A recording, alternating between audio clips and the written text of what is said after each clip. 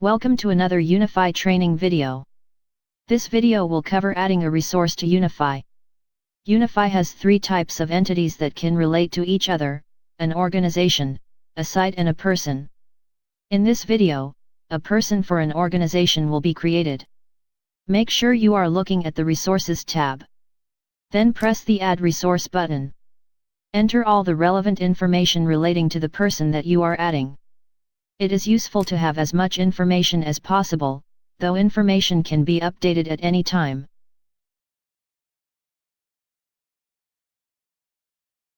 Add your contact details to the email signature box. These will appear on all emails sent from UniPhi. Information such as standard hours and rates will be useful when doing resource planning and financial management. You can also associate the resource to a specific organization and a site within that organization.